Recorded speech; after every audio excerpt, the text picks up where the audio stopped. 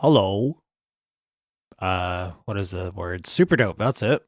So happy Wednesday. This is about as close to a week off as I'm taking. Because sometimes I just take weeks off without putting out episodes. So maybe that's a lie. Either way, it don't matter. Listen, I'm doing that Kikuchi thing today with Napoleon the Legend. So what that means is that there's no new episode for you today. Instead, what you get is somewhat of a repeat, but it's not really a repeat because it's never been on this feed. In case you didn't know, Super Dope Plus Ultra, that's a show where we cover Boku no Hero Academia, has launched into its own feed. Okay?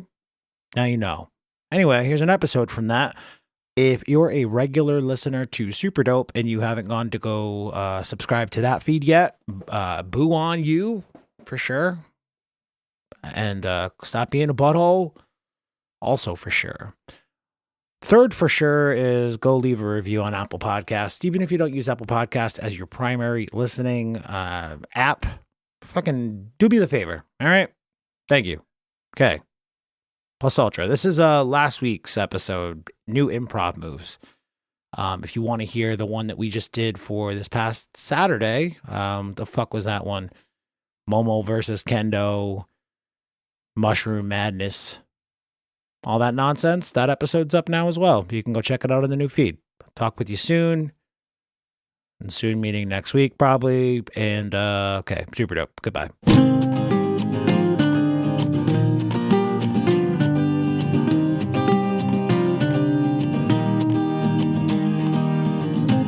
Hey, everybody. Welcome to Super Dope Plus Ultra. I'm Kelly. I am here, as always, with Kyle. Hi, Kyle. Hey, Kelly, what's going on? Not that much. Just hanging out, thinking about My Hero Academia. Doing the Plus Ultra. Yes. Feeling very Plus Ultra today, for sure. This was a great episode, I think. Yeah, I think I enjoyed it, but I definitely noticed some things about it that are going to sound a little complainy. So, that's okay. I like complaining. Yeah, so we're talking about this is episode 93. Season 5. We were way off last time because last time we thought it was like 98. We're close to 100. That's all that matters. New improv moves. So it was improv moves too. Yeah, not improved. Improved. Except not they past are tense. Improved. Yeah, it's like how does Ashido put it? Like a finishing move in a video game. Yes, very cool. I have a quick question for you. It's really dumb. Improved. How would you spell improved versus improved? It's a good. I guess improv might be an apostrophe D. I don't know. Okay. Because I was just thinking. I guess you wouldn't say. I guess if you had to spell out the word improved, you'd probably just do the full spelling of improvisation or improvised. Improvised. That's it. I didn't even realize that that's what that came from. Oh, have you never? Weren't you a theater kid in high school? I thought improv was like its own adjective, its own action. It's short for improvisation. Well, now I have learned something. Yeah. So, adapting on the fly. I should go back to high school. Yeah, okay. Maybe. Or just like, dictionaries. That's cool. Yeah, I mean, who even has one of those anymore? Everyone who has access to a phone or a computer. Yeah, exactly. So you don't have to carry one around. I just ask Google. Exactly. Google's your dictionary.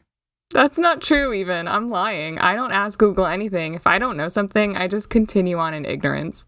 Ooh, see, I hate people like you. Why would you do that to yourself? You've got the ability to seek out the knowledge for anything that you could possibly wonder about, and you choose not to do it and live in ignorance? What the fuck? I just like learning things like on the fly, like surprised. Okay. All right. Well, whatever's clever, I guess. Cool. All right. So let's do this. Episode 93, new improv moves. Absolutely. So we got, we kick it off with a nice little sped up recap of the previous fight. So we get to see Class 1A kick booty again, which was great, just to get us in the mood, And then we have like a nice little self-reflection session with Aizawa Sensei. Self-reflection, perfect. That's exactly what I wrote. Actually, I put down self-awareness here, but same idea. That they are like, all right, we won, hooray! But then they automatically start like breaking down all the things they did wrong and feeling bad about themselves in a lot of ways. I know, poor things. So Kirishima, he just wants to, he says his quirk isn't helpful if he's not in a fight, which I disagree. Like, I don't like when they're sad about themselves. I'm like, you're amazing, Kirishima, even if you're not useful, but whatever. So he thinks he wasn't useful. Koji Koda says he needs to just be more, like, accurate with his directions for the bugs, which is absolutely true, because we thought so, too. We were like, what are you doing, Koji Koda? You got to give those ants some proper instructions there, Kenji Koda. Kenji Koda? Yeah, someone needs to introduce him to some more vicious bugs. Or, like, just have him watch the first 2 Ant-Man movies. Get some ideas, man. I know they've got those available in Japan. Even, like, A Bug's Life could just give him some more ideas. Dude, fuck A Bug's Life. We're going to have him watch the movie Ants. That movie Bug's is Life way is better than No, it's not. Ants Why are we opposite on Ants everything? is definitely the superior movie to A Bug's Life. Bug's Life was just more commercially successful. No way. Go back and watch them back to back. The message in Ants is way better than A Bug's Life. I couldn't even tell you what the message of A Bug's Life is. A Bug's Life had that really fat caterpillar that turned into a dainty little butterfly, and I loved it so much. Hell of a message. It is. I think so. So anyway, another thing that we disagree on. Okay. I think that Kirishima, at least him being aware of the fact that he's most useful up front in like a hand-to-hand confrontation is great, but yeah, him being at least starting to put the wheels in motion on how he can be a little bit more diverse and how he can employ his quirk. It's important that we see this, moment happen. Otherwise, when he shows up and all of a sudden he's some kind of competent ranged threat, we're going to be like, wait a minute, what the hell did we miss? When did he learn or think about starting to do this stuff? Yeah, it's nice to see them grow. So I was glad that he was reflective. Kaminari was just like, yeah, did you see me? I was the star of the show. Is his hero name Jamming Yay? I don't think so. I think that that's just like Jiro's little nickname for him, maybe. I don't think that's his. That'd be the worst freaking hero name. And he has so many options because electricity, like bolts, zaps, like there's all kinds of things you can do for a hero name with electricity. Like, yeah. So I don't think so. I think that's just a cute little nickname. Because before Shinso was in the picture, I really thought that like Jiro and Kaminari kind of had some chemistry, but maybe I should stop like forcing relationships on these kids. I don't know. Yeah, you know what you're doing right now. Same thing that a lot of like 13-year-old girls do in the Facebook groups. Huh? That's you right now. Okay, I'm not surprised because quarantine has made me regress like very hard. So I'm not surprised. Well, hey, man, so long as you're getting some satisfaction out of your weird fictional relationships you're dreaming up in your brain, that's really all that matters. They're just for fun. Yeah. Sue was saying that she needs to like have better plans and try not to make so many like mistakes. She talked about how, it was really tough to lose Kirishima and Koji Koda right away. So she was kind of reflecting on like not being prepared enough. And Shinso is really frustrated because he feels like he wasn't able to even use any of the things he learned in his training. He wasn't able to put them to good use. So overall, the class does some like really good self-reflection. Shinso, though, real quick, he speaks specifically to the ability to use the wraps, which is something I harped on a bunch last week. Like, how did he get so strong to be able to pull that pipe down? But he said something in the effect of like, I didn't even get to show off 1/10 of my ability with the binding wraps. And Aizawa was like, don't worry about it, buddy. It took me 6 years to become a badass with them. You've only been doing it for a few months. So we're going to see him do some really cool stuff with those wraps in the future. If we don't, and they just gave me that line to tease me, I'm going to be upset. Don't tease me. Please me. Is that inappropriate? I'm going to clip that one, I guess. So, Shinso's, like, taking it pretty hard, even though Aizawa was like, it's fine. And we see him, like, playing cat's cradle with his little rappy things, and he's, like, reflecting. So we know that he's getting prepared for his next battle. Because he goes again in round 5, right? The last one? I think he's in the next round as well, right? Oh no, excuse me. No. In round 5, he's going to be on Monama's team. So that's the last battle of this arc. Got it. Right, so he's like planning. Let's see. Oh, so we start the next battle, right? I mean, did they do anything before that? There's a decent little chunk where like they all sit down in the middle of the hall, well, not the hall, but like the middle of the gamma bin. They're like, oh, let's think up some new moves and right, in their teams. Yeah, so we learn a little. I mean, my favorite part of those sequences is seeing Deku with his notebook out again, and him just like going full spectator, but also nerd mode, and kind of I don't know. We don't really get too much insight as to what they might have planned. We do get we do with Deku. Ashido has a flying acid spin kick move. Oh, so we better see that. That's going to be her dope video game finishing move. One thing that is dropped in there that I noticed on my second watch through today was Ida goes to his group. I can't tell you who's in this group offhand, but he goes to his group and he says, before we come up with this plan here, I got to tell you something about my recipro. I don't know what that is. It's probably going to factor into whatever match he's going to find himself in. But I think he was in Todoroki's group. Okay. And that I know they said the focus of that group is going to be, or like I forget the term they use, but like the focal point of the group or whatever is going to be Todoroki. And then when it counts, we're going to get Ida in there to use his speed as like the trump card or something. Yes, that makes sense. You're right. And then Bakugo is like, I hope he doesn't really do this in the fight. I was trying to remember if I could even remember what he was like in the fight in the manga, but I don't. It doesn't stick. But he's like, stay out of my way, and it's all about me. Yeah, typical Bakugo stuff. So, but I hope he's not really like that in the fight, because I have been enjoying his character growth, and I would find it really disappointing if he kind of just like backs into his old, like, no teamwork, no regard for the others. It would be pretty easy for them to do that and just kind of have it be a one-off kind of deal or whatever. My thought process is, though, since they're putting so much emphasis on the strategy part of these matches and the focal point of individual teams and who's going to, be the focus while other people can kind of coordinate to try to not kidnap, that's the wrong word, but capture somebody on the other team. Todoroki's that guy for his team. Maybe Bakugo's sort of going into it like playing that, I'm the hero, extra stay out of my way card, but knowing that he's going to have to be that role.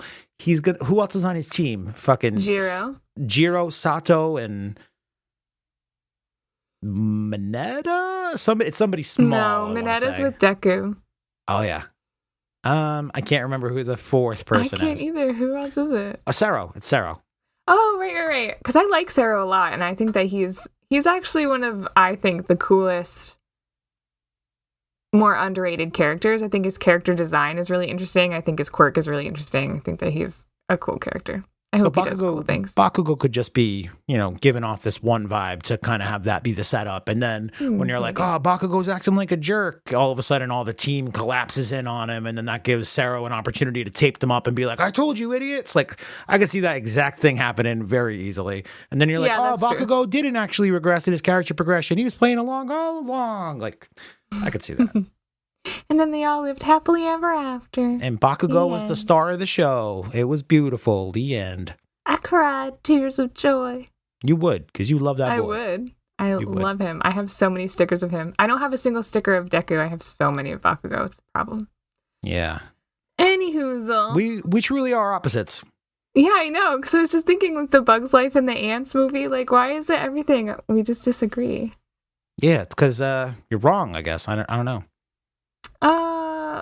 I like thoroughly disagree with that as well, but see, let's move on. Go ahead. Let's just move on. Let's get to this battle so that way we don't battle. We get our battles. So the other team, class 1B, just because I feel like a lot of people don't really know who these characters are so much, we have Kendo, who we've seen a few times. Her quirk is called Big Fist, and if you remember, she can make those like huge mitt hand big fist things. And she uses him to punch Monoma in the goddamn head because he deserves it. Yes, for sure.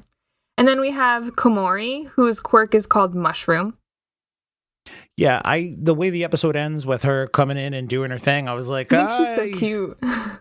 I think she's kind of adorable too. She's got a La Brava energy because she's super tiny with the bangs and stuff. But I looked at her and I'm like, I don't think I've ever seen this character once in my life, and I don't understand how this quirk is about to work. But I also really enjoy the mushroom aesthetic.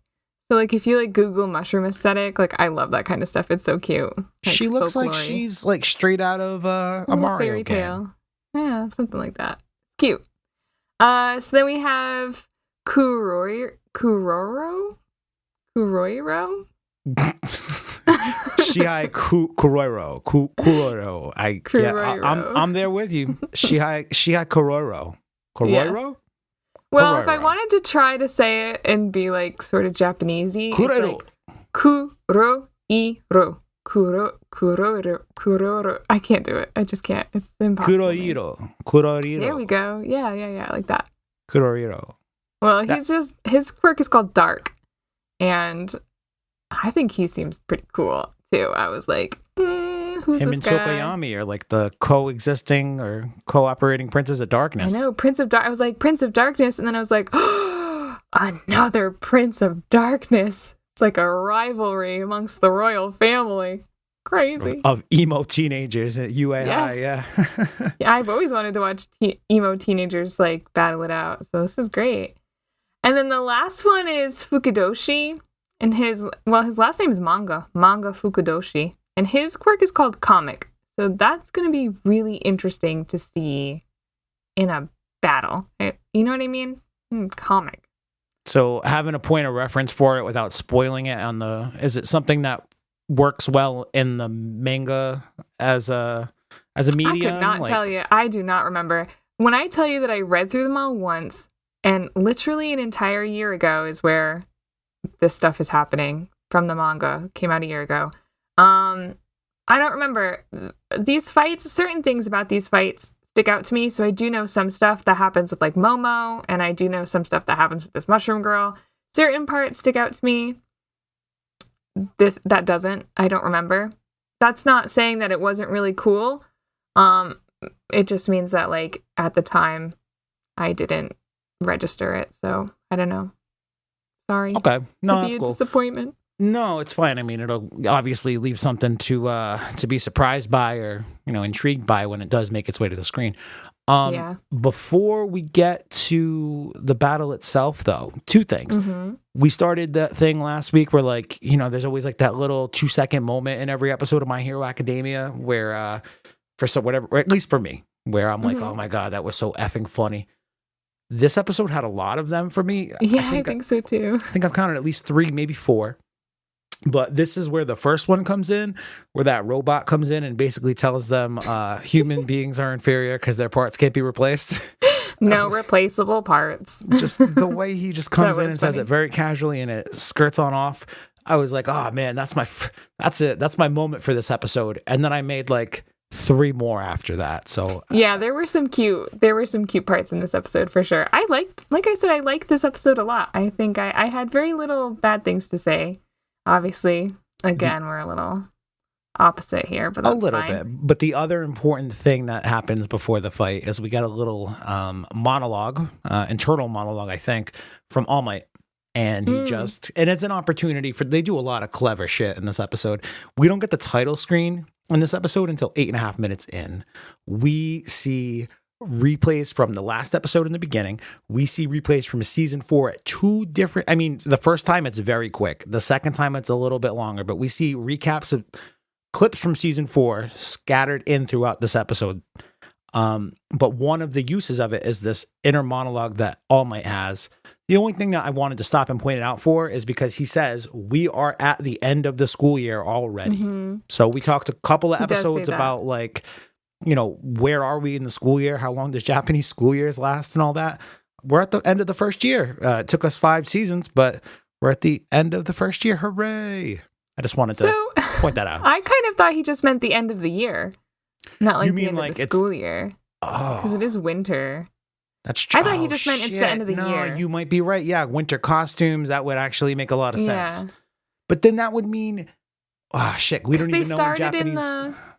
When does Japanese school start? September? When did they start? There's no way. There's only 3 months have passed since. But maybe they start earlier than that. Maybe they start in like July. I don't know. I'm looking it up. I'm so lazy. I just want other people to tell us. I'm going to tell you right now. Okay. Because I think he just means the end of the year. How does Japanese school year? The Japanese educational system was reformed after World War II. Lovely. Most schools operate on a 3-term system, with the new year starting in April. The modern educational Okay. system started in 1872 and is modeled after the French school system, which begins in April. Fiscal year in Japan also begins in April and ends in March of the following year, which is more convenient in many aspects. So I guess if that would be if it was year round. April is the height of spring when cherry blossoms bloom and the most suitable time for a new start in Japan. This difference in the school year system causes some inconvenience to students who wish to study abroad in the U.S. A half year is wasted waiting to get in, and often another year is wasted when coming back to the Japanese university system and having to repeat a year. Except for the lower grades, but I'm going to have to cut a bunch of this. But vacations are 6 weeks in the summer and about 2 weeks each for winter and spring breaks. Hmm. So if they And start like Golden Week and stuff. I guess that counts as spring break. 2 weeks, yeah, 2 weeks for winter and spring break. So I guess that's when Golden Week would be. Often homework over these vacations. So then I would take it if the break is 6 weeks, and the school year starts in April, then that means that the school year would end in February, late February. So if they're at the end of the calendar year in this episode, at the end, because we're in winter costumes, we think he meant end of the year, not end of the school year. Right. I'm That thinking means- it's probably around November, just early December. So we've got another couple of months until the end of this first school year. Okay. Because, yeah, I didn't know, and I haven't looked it up, but that kind of makes sense. So April to March, you said? So basically I the think whole year. yeah, basically it's 6 weeks in between the years. So if the school year starts in April, it would end in the end of February. No, the 6 weeks is in the summer. They just have a 6-week summer break. Oh. Because I was comprehending as you were reading. You were like spewing out the info, and I was comprehending Vacations it. are 6 So weeks April. in the summer and about 2 weeks. So yeah. Okay, so they start school in April, right? Yeah. They've got a week or whatever for Golden Week, because Golden Week is in April, I believe. Okay. Then they just have school until summertime, where they just have a summer break. It's not the end of the year like it is for us. Like our summer breaks end the year, but that's not how it is in Japan. So they have a summer break for 6 weeks. Then they go back to school, and they have school all the way until March. And then they just start the new year again in April. That is super fucking confusing. But they only have 3 high school years instead of 4 high school years. So we're almost 1/3 of the way then through our high school journey here with these fucking superhero nerds. Crazy. Wild. Feels like it's been 5 years. I just like write off All Might so hard that I didn't even remember about that. You need to stop Little disrespecting monologue. All Might. Can you seriously find anything else to disagree with me on? I mean, You- I all could right. probably. Yeah, we don't have to do that, but Yeah.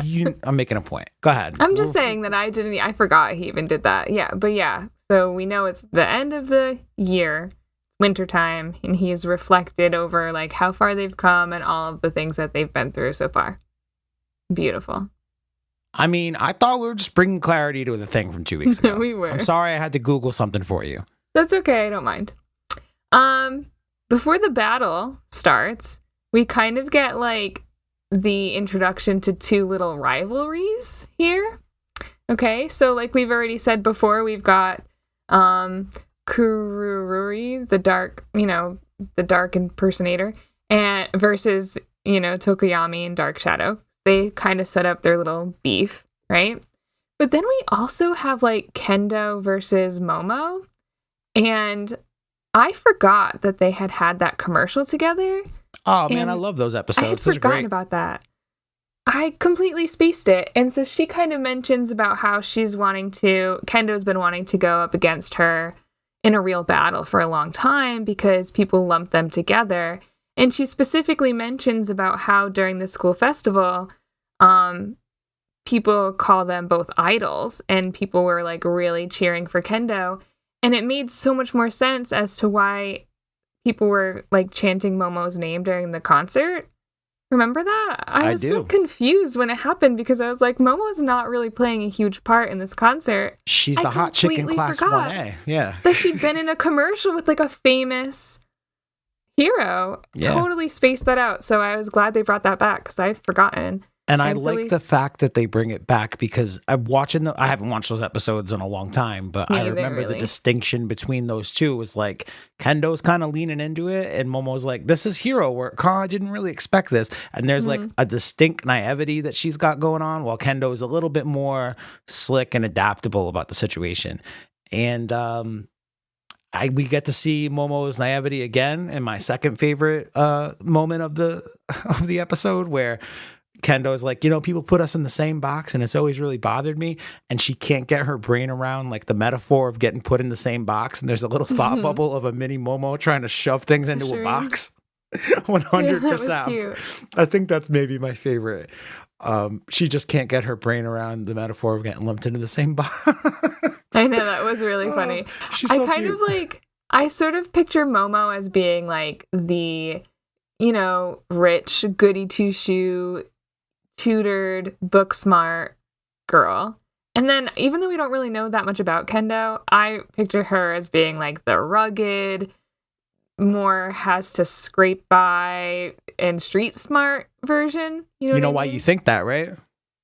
Because she's scrappy.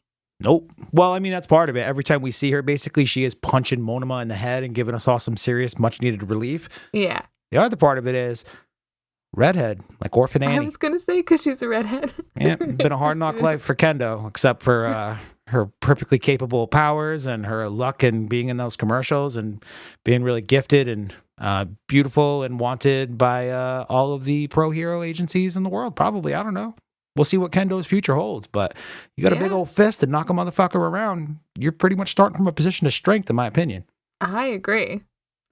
So we've got those things kind of like brewing before the battles even start. So we're like really pumped up to see some kind of face-off, And when the fights start, Tokoyami is like, well, I'm going to scout ahead, and has Dark Shadow like fly up so high. He's got way more range with Dark Shadow. And I was kind of trying to remember, besides from like the intro episode, which gave us kind of a little recap on everybody, when's the last time we saw Tokoyami in a battle, like using Dark Shadow? I can't remember. I honestly could not tell you. He's not really involved in the Shiosaikai stuff. Is it when Bakugo got kidnapped and he was fighting that Moonslicer guy? Maybe. No, he wasn't against him. You remember when he went crazy? Dark Shadow was and he loses control because he's in the middle of the woods and they have to use Bakugo's fire and all that to light it up. Yeah. Is that the last time we see him? It could be. I feel like we don't see him during the rest of... do we see him during season 4 even? If we do see him during season 4 at all, it's got to be real quick cuts because what he was up to in season 4 is shown all in the second half of this episode. Yeah. So I just remember being really impressed. I was like floored at how much better he had gotten. And it just reminded me that we haven't really had a lot of screen time with him in a long time.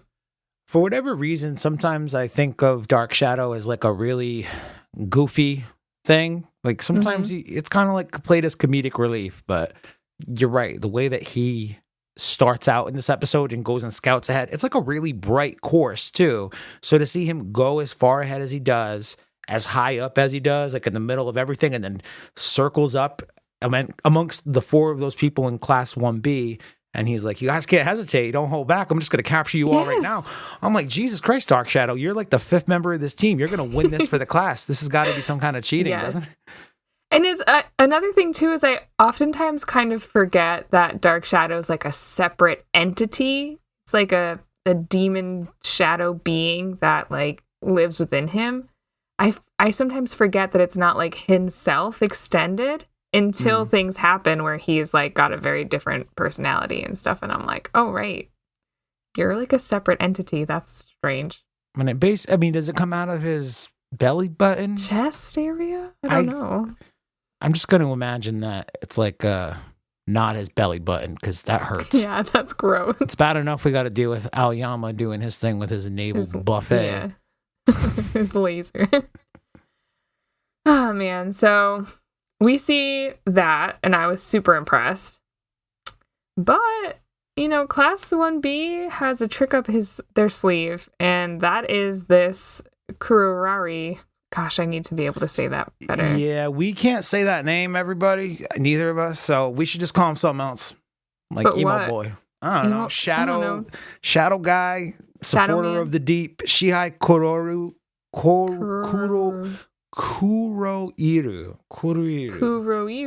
I hate this goddamn show sometimes. Like, why the fuck would you give me like 60 motherfucking character different name? And you know what? I'm actually pretty good at remembering character names.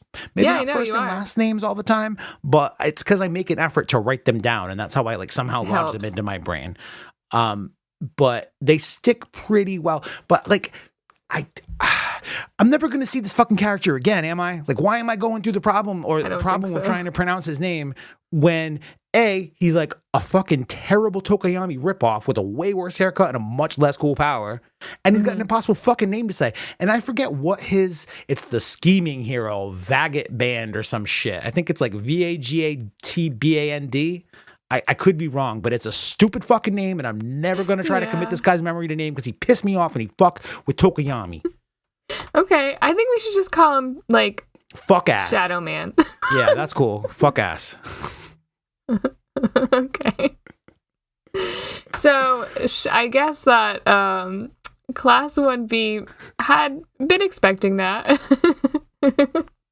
You still laughing at And- fuck ass? I am. It's because I'm thinking of like that meme where it's that guy and he's like, "This is my purebred whatever dog, and I spent $7,000 on him and had to be on a waiting list for 16 years, right?" And then it's another person and he's got like two pugs and he's like, "Yeah, these are my dogs, Fuck Ass and Chonko, and I found them in a dumpster." It's just the Fuck best. ass and Shanko. Yeah. It's a nice little meme. Shanko. Oh, man. Cute. Yeah. I love it. I Cool, found cool, them cool. in a dumpster. I'm like, aw, true love. Babies. Well, Shadow Man here Fuck ass. slips right into Dark Shadow, which was really weird. Right? Yeah, That I was mean, strange. they have like the little standoff beforehand where he like kind of warns him, doesn't he? He's like, yeah, Yeah. well, Watch you're gonna- out. Yeah, he's like, he's like trying to get in Tokoyami's head very early on by like Mhm. planning this, we're kind of the same, blah blah blah blah. Destined to face off. Yeah, whatever. It's stupid. I hate this fucking character, but he does give this through this stupid little challenge he's gonna give to my bird boy. He decides that he's gonna challenge him in this weird way, and Tokoyami's like, yeah, well, guess what, man? You don't know shit about the Dark Fallen Angel, do you? He's like, yo, the Dark Fallen Angel, that sounds so cool. And then he's like, Shivers. yeah, let me tell you Cool. about it. Yeah, he shivers because he knows he doesn't stand a snowball's chance in hell of ever coming up with a name that fucking cool for his stupid goddamn rip-off Tokoyami powers. Wow, yikes. I hate this goddamn guy. And you know what it is? Touched You know a why? nerve. Do you know why? Because I can't say his Why? name. Because I can't say his name. Because I kind of like his quirk. I was actually thinking that, like, sometimes I like to think if I were in the My Hero Academia universe and I had one of the quirks, like, sometimes I'm like, would I like to have that quirk? I feel like I'd like to have this quirk. It seems really cool and stealthy and, like, spooky. I So think he I'd can like it. basically blend in with any darkness so long as that thing can be moved, I think is the... Yes, he said as long as it's animate, it's animate, not inanimate. So long as it's Movable. animate. A movable object. But that's confusing. I mean, though, it is because and it he's in isn't, all the because shadows of the pipes. But I guess shadows are movable. Well, pipes, I took it as like he can hide in the shadow of an item so long as that item is movable. So like he's on all of these columns and pillars or whatever, and technically those are movable, I guess, if they had to be put there by a man, is my thought So process. what would be not movable? Yeah, that's exactly what I'm saying. Like 'Cause, what like everything would be movable. he can't blend into like darkness. I don't know. Like Oh, I guess, yeah, like nighttime. a room without light, I Confusing. like, I guess, I don't know, like if this room was dark, right, completely, and I just like lit up a thing like a flashlight in front of my face, right, Mm-hmm. he wouldn't be able to, well, no, because then he could hide in the thing.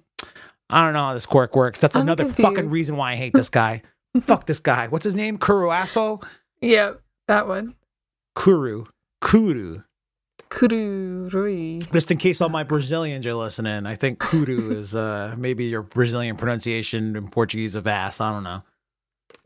Kyle. I'm going through a Brazilian thing right now. I don't know why. Dragon Ball Super Dope is apparently the greatest thing in fucking Brazil. I don't believe it.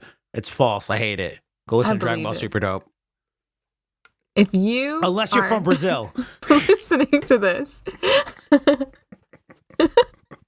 I was telling Kyle that he should just be really happy to think that his listeners in Brazil are enjoying the wonderful weather and getting a nice tan on their bum cheeks. No, it's a bunch of like far right fucking weeb dickheads probably who don't leave the goddamn basement because they know if they go outside, the Okay, sun now will you're burn offending them and they're all going to not listen anymore. Well, they don't listen to this feed. It's only fucking happening to Dragon Ball. I don't know why. It's so annoying. I'm looking at these numbers right now and it just makes like I should just take them off my screen. Just shut it down. I would, except I'm curious. We got another fucking big old spike since we started this recording. No reason. No No reason at wonder all. you're so upset. Yeah, it's that and Kuru asshole. I think Anyway. that's misplaced rage. Yeah, I mean, everything is misplaced rage for me. Let's just be happy that I'm not freaking out in other ways. Anyway, Tokoyami gets a flashback to how he learned about the Dark Fallen Angel. Also, those other sidekicks at his internship are assholes because I didn't learn his name. Very true. That made me That made me upset. His name's not Tsukuyomi. Yeah, you're right. They didn't learn his name. That stinks. You should have some respect for your coworkers. Didn't even phase him though, because he's an OG. Yeah, and he was trying to keep up with Hawks. I was really glad we finally got some of this backstory with him because we have been wondering about what happened with like Hawks and Tokoyami literally since the movie came out and we got like that little glimpse of it. I've been wondering ever since then. It's been an entire year. Which I mean, I guess it's been an entire year because the show hasn't been on for an entire year, but it just feels like we were waiting for it for a really long time. And so I'm glad we got to see some of his like work study. We already knew that like he was pretty frustrated with his work study the first round, that he didn't feel like he learned anything. And we get to see it in action. He's just literally constantly out of breath, trying to keep up with Hawks, like not giving up and just doing the paperwork and everything like the other ones were. He just like keeps trying to run after him. At least he's got spirit, right? Yeah, and I think basically the thing that I like about this flashback is you show him trying so hard to keep up, and the other two sidekicks are who I don't think they were students. I imagine they were. No, they were sidekicks. Yeah, Hawks' sidekicks are just like, yeah, whatever. He's just really fast. And Tokoyami's like, don't call me by that name anymore. And I'm running on ahead to keep up with this dude. And at the end of the internship, he gets this question from Hawks, and he's like, hey, tell me about the USJ incident. And Right. Tokoyami's frustration then morphs from, you know, I don't understand why this guy even took me. I've spent an entire week doing pretty much nothing. A lot And of now- cardio. All you want to do is ask me for some shit, some terrible shit that happened to me and my classmates a little while back. Right. what? Dredging up the trauma. Thanks for Yeah. that. Like, thanks for just bringing me in to have you, dump information in for you. And then he goes back and does his work study with Hawks. And it's a similar kind of situation, but this time when we see Hawks, we see Tokoyami trailing behind Hawks this time, the sidekicks are like, holy shit, this kid is, Working hard. he's like trying to keep up with him. Like, this is pretty amazing how much he's improved. And then at the end of that one, Hawks pulls him aside again, and Tokoyami thinks, great, Here what do we you want to go. know now? Like, oh, another information dump at the end of my fucking thing where I feel like I didn't learn anything. Wonderful. Mm-hmm. And they go on what I think is probably the best scene of this episode. Yes, I agree. I loved this part. Hawks takes Tokoyami out for a little fly. The way he leads into it too, he's like, what'd you call me here for? What do you want to talk about now? And Hawks just goes, this is my third starred out moment of favorite moment of the episode. It's like, what do you want? He goes, we're birds of a feather. Mhm. And Tokoyami just waits for a minute and goes, is that a joke? Right? I think that's so funny. That's not a joke. Oh my god, I like legit. Sorry. It was so funny.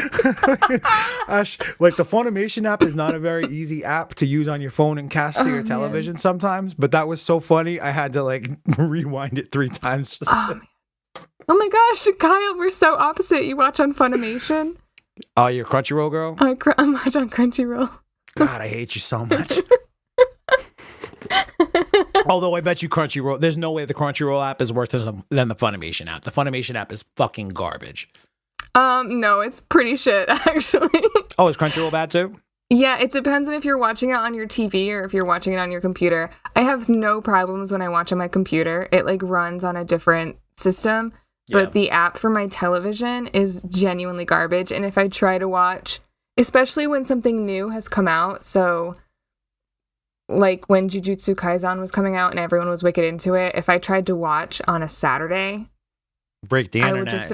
It would just be crashed all the time. Like the server's down, the server's down, the server's down. I'm like, you guys make so much fucking money. Like invest a little bit here, please. Super frustrating. That shit would happen with, because Crunchyroll was doing simuldubs of Dragon Ball Super toward the end, but I wouldn't watch them on there because it would be impossible to watch them in the first few hours. Yeah, no, it was really, really hard. And then like for Haikyuu too, I would like go to watch the episode and I'd be like, well, gonna have to literally watch it on my tablet, like instead of watching it on my freaking big ass TV. I have to watch TV. So yeah, I think the Funimation app for Roku TV works pretty well. The iPhone app to cast to like a Chromecast, not very well. I think the Xbox app is actually okay as well, but I might be wrong. I don't know. I've thought about canceling it a few times, but like my nieces use it way more than I ever will. And I will feel terrible if they don't have that option open to them anymore because they will. Yeah. I feel you. Yeah. That's how I am with Netflix too sometimes because I don't really watch anything on Netflix. The kids do, but I don't watch anything on Netflix. So I'm like, I should just get rid of Netflix. But my mom uses my Netflix too. So I'm like, oh, I can't disappoint my children and my mom. Like Mike and Amber use my Netflix, so I won't get rid of it. Just in case Amber's got to watch fucking whatever stupid pug show she's watching this week. Stupid dummy Amber. I'm mad at them right now. Not Mike though, just the rest of them. Wow, which is actually really kind of it out today. Yeah, you know, I'm spilling all the tea. I'm in a hot what's the word? Feeling I have no idea. Coming in hot. Nice. I had to record like 4 podcasts this afternoon with some clients of mine, and I didn't fight anybody today, but I was ready to fight somebody today. But instead, I just got to talk about Godzilla and Kong with them, so that's fun. That was cool. Actually, maybe I'll put that up on the Super Dope feed in a few weeks. Anyway, I'll shut up. What's next? Dark Fallen Angel or whatever? They're on a fly. No, we haven't talked about this part yet. We're on a fly, and the song from Me to You, a reprise of it, is done in a very tasteful fashion, and that's when I was like, my heart, I love this song so much. You are such a musician because I didn't notice about that at all. Really? That's how I knew. So like one thing that we talked about a few weeks ago was like how quickly they tell us that Hawks is like doing the double agent thing, and we think he's evil, but he's actually good or whatever. Right. Imagine I watched this scene today thinking like, imagine if we didn't know. If we didn't know that, but that music cue would have told me what we already knew. Because that music cue, you don't use that music cue when villains come in. You use that music cue when an All Might motherfucking moment happens, where he's like imparting some real serious wisdom and stuff. And he gives him this beautiful speech about, if you can fly, you fly, can't be confined to the ground. And it's, I don't understand how it pertains to Tokoyami outside of the fact that he needs to figure out that he can use Dark Shadow to levitate himself. But like, it's like this beautiful poignant metaphor, whatever the fuck he's trying to do. And I'm like, how does this apply to the Prince of Darkness again? I don't get it. It is a gorgeous quote though, because he says, birds who can fly should fly. Oh my gosh. I was like, Hawks, you poet. So beautiful. You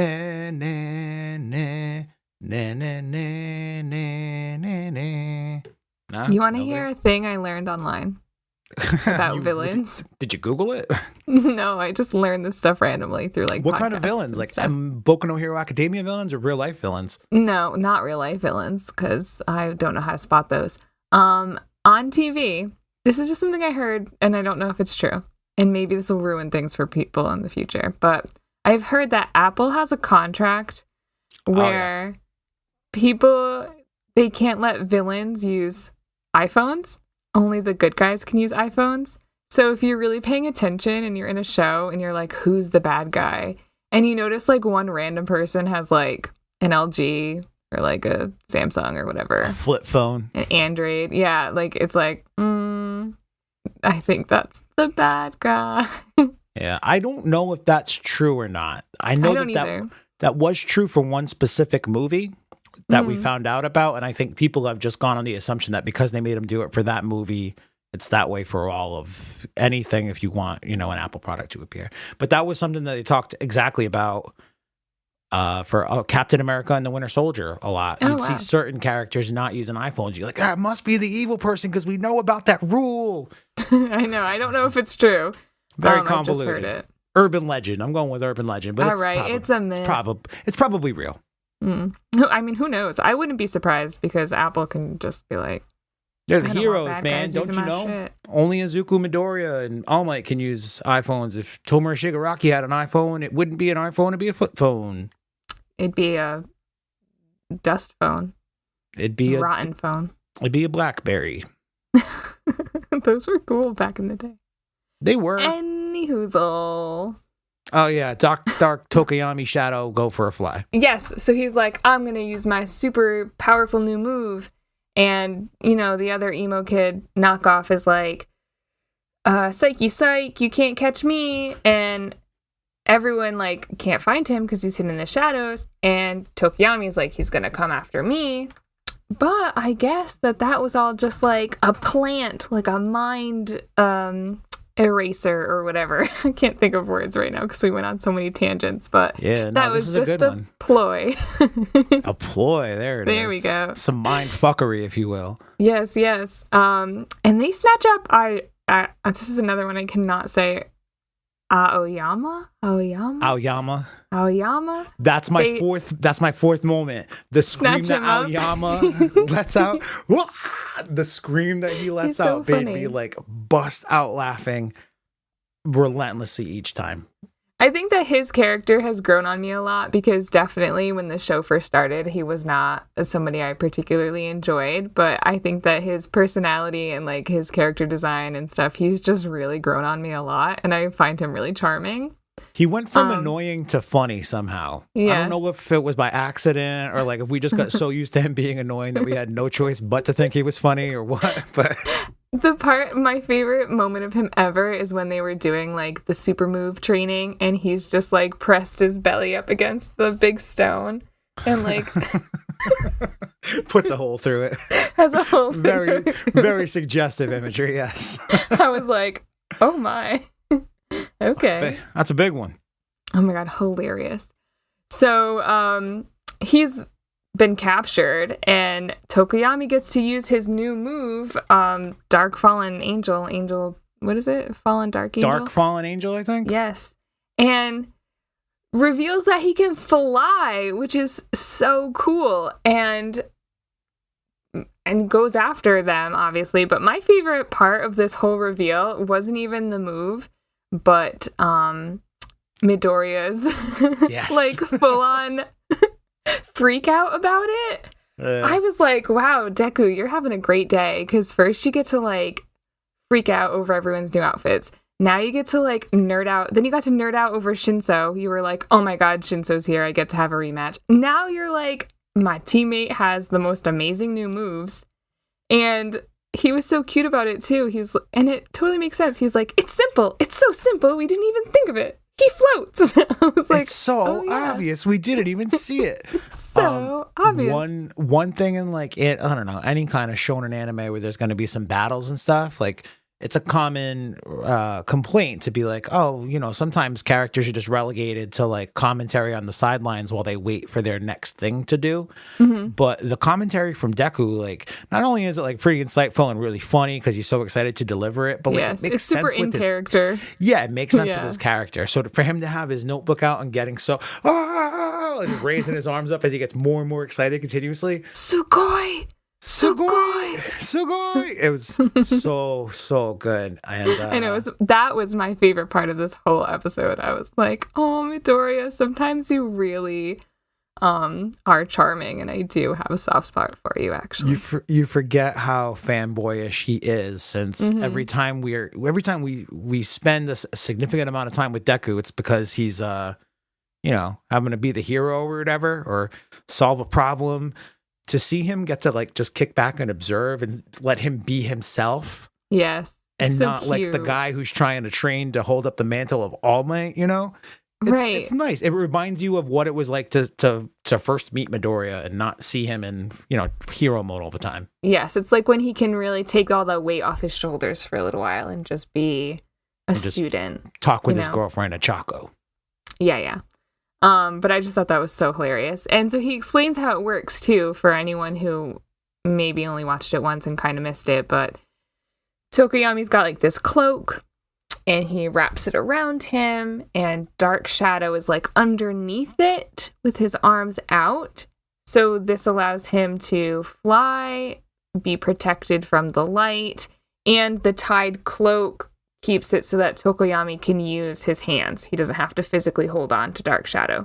So he's got his hands free, he's got a lot more maneuverability now, and the cloak protects him from the sun, so he can be in brighter places. So overall, this is like a huge like level up for him, I think. This gives him a lot more.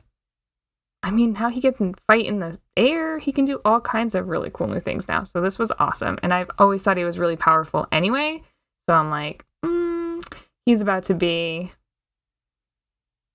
a hero, obviously. Like I'm just so pumped. I was so happy. Plus, he gets a cape. Plus what? He gets a cape. Oh yeah, he gets a cape. I feel like not a lot of heroes wear capes. Kind of dumb. Although I thought about it today. Momo's got a cape now. And yes, because of the winter. Yeah. And to cover up her boobs.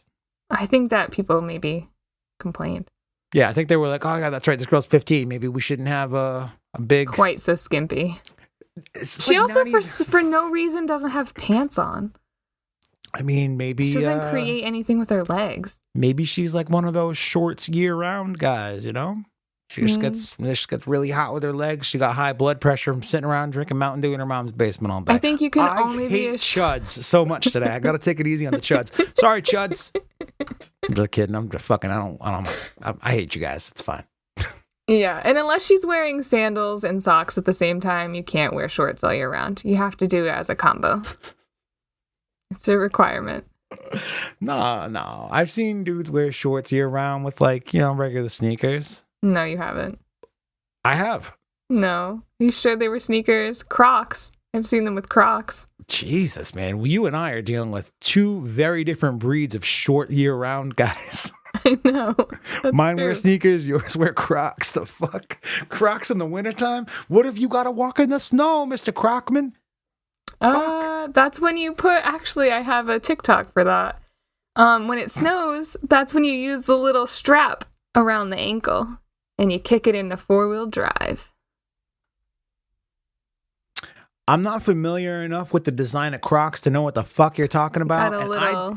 And I'm actually okay with being able to say that. I'll find that TikTok, but it'll take me hours. I'll have to scroll through like thousands of videos. It's cool. You don't got to do that. I wouldn't want you to waste your time and mine. If I happen upon it again, I'll know who to send it to. Oh, can't wait. Can't wait. You know how you hate mouths, and you went on that thing about mouths last week, and you cut it out. Actually, I noticed that. Did I? Yeah, you're welcome. Yeah, you're welcome. I was sort of like, do I want everyone to know that? I don't know. Yeah, that's kind of what prompted me to cut it anyway. Anyway, Kelly went on this weird diatribe last week about how much she hates mouths, which I get. I hate mouths. I hate my mouth. Hate your mouth. Hate everyone's mouths. But I feel a very similar way about feet. Have I talked to you about this? No, did I say it last week? Tell that's what was coming. Oh, because Crocs. Yeah. Yeah. I fucking hate feet. They're the worst goddamn things in the world. Keep your fucking shoes on, socks at a minimum. But what in the fuck would anybody wear Crocs for in like any kind of practical setting at all? I don't understand the application of Crocs. What's the appropriate occasion to wear Crocs other than fucking never? I know so many people who wear Crocs. They'll never listen to this, but my friend Shauna, that whole family, they wear a lot of Crocs. Yeah. I'm gonna have to talk with her about like the thought process and why you adopt Crocs as when you do in life. I think that they are the people I sent the croc TikTok to. So I was like, I mean, is this I you grew guys? up with, I don't know if they're married, but whatever. Ray is somebody that I Yeah, grew they're up with and was basically married. very close with. And He wears them all the time. yeah, the idea of Ray and his big fucking feet and a pair of Crocs literally makes me want to throw up again. I threw up earlier today, and this conversation is making me have relives of my dry heaves.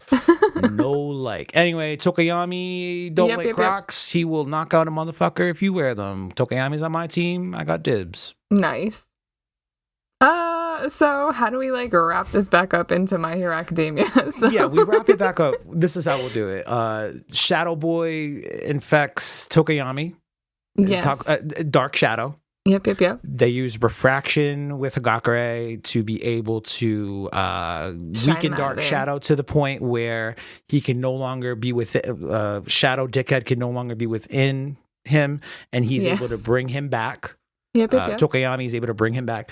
And then there's this little exchange at the end where Momo's like, haha, we figured it out. It's pretty crazy that you would think to attack all four of us by yourself, but even the unexpected is in my expectations. And then all of a sudden, all of the mushrooms start. And Shadow Dick says to her, yeah, that's right. That's within your expectations. And Kendo knew that it would be within your expectations. And we already planned for this. Kendo wins. And I think he says Kendo is better than you. And I was like, whoa, those are some fighting words. But basically, Kendo had plan A and plan B. And she said when plan A fails, when this happens, that's when you need to start plan B. And she figured if you're going in with this shadow guy and you're going to try to take out Tokayami, if it gets ugly, they're going to have to literally like bring in a large amount of light to be able to combat that. That's when we know that plan A has failed and we can start plan B, which is this mushroom girl. Whose name? What's her name? Her name is Komori. Komori mushrooms. I was going to say very likely means mushroom or something to do with mushrooms. She gives Toad a run for her money. But she just starts populating mushrooms pretty much everywhere. At first I was like, is it because Hagakure used her light? Is that what prompted her to be able to grow so many mushrooms? But then all the drug dealers I've ever talked to in my life who like partake in the mushrooms. Yeah, you keep that shit in the fucking dark. Dank. Like, yeah, so that wouldn't have made sense to me, but I don't know how this girl's quirk works. I think that it was just like if you see all the light, start making the mushrooms. Yes, that's how you know. That's what I realized the second time around. The first time I watched it, I was like, wait a minute, is she making mushrooms because of this light? No, that makes no sense at all. We just know that the light signals the end of or the failure of plan A and that we're starting plan B. So we get to see Komori, yep. Komori mushrooms next week go up against class 1A. I think this looks cute. It's gonna be the preview for next week. It's gonna be Momo heavy for sure. But the name of the episode is Foresight. I mean, we're just gonna get to see her flex her big brain and create T powers to creatively get out of a jam. Very cool. I remember this part from the manga, and I did like it, so I'm excited. I'm always like one of my favorite earlier fights in the show is when her and Todoroki have to team up to fight Aizawa. And how, including me, and I'm pretty sure everyone who watched that episode were like, oh, Todoroki versus Aizawa, this is going to be dope. And it totally ends up being a Momo episode, and it's so much more satisfying that way. I agree. She's a fun character. Quick note I wanted to make and wanted to get your opinion on it, maybe. Absolutely. I pay attention to the music because I'm a weirdo, but the ending song is done by a band called The Peggies. Oh. Peggies. So the question is that like a group of people named Peggy? Like Peggy's plural? Oh. Or is it Peggies who, have peggers on the other end? Oh, who peg people. No. They're people who get pegged by peggers. Oh, peggies. They're the peggies. Right. Peggers and peggies.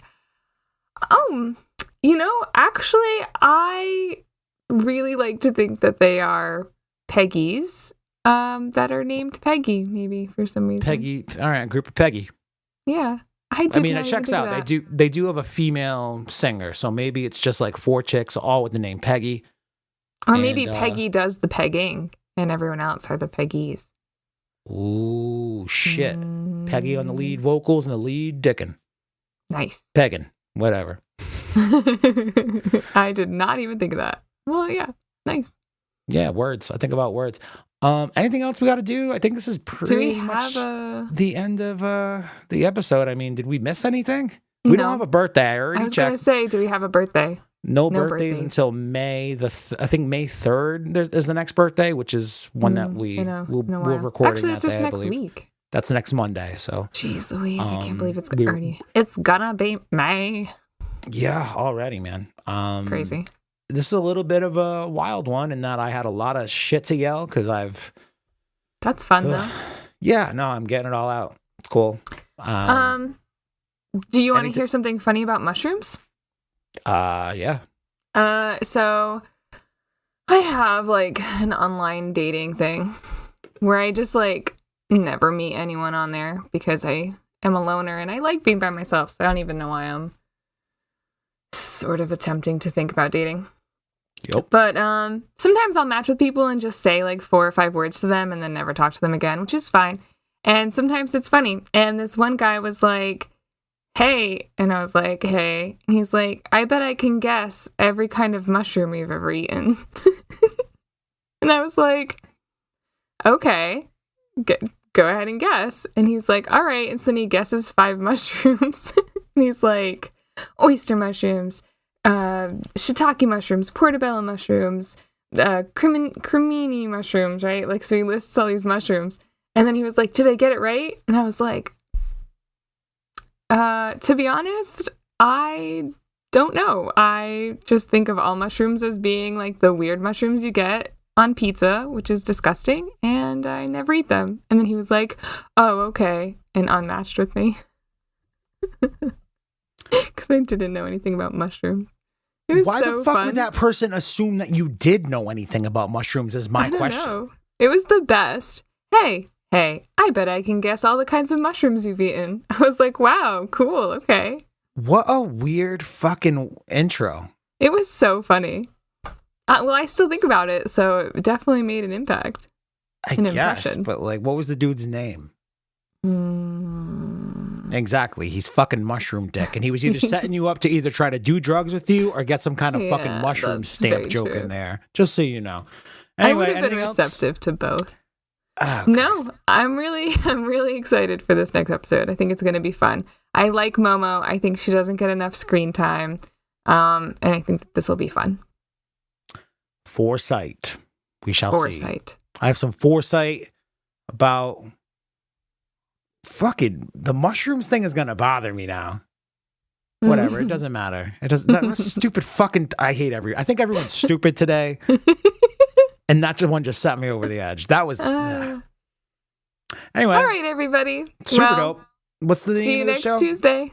Yeah, see you next Tuesday. Super dope plus ultra. Make sure, if you got to the end here, make sure you rate and subscribe wherever you get your podcasts. Apple Podcasts, Spotify, Stitcher. I don't know if we're on Google Podcasts yet. I should probably figure that out like last week, but maybe this week will be the week. Maybe next week. Who knows? Share it with your My Hero Academia friends. That helps us out, helps you out. Reviews on Apple Podcasts. Alrighty, in the meantime, you can always check out our Instagram. I post on there sometimes. So check out my posts.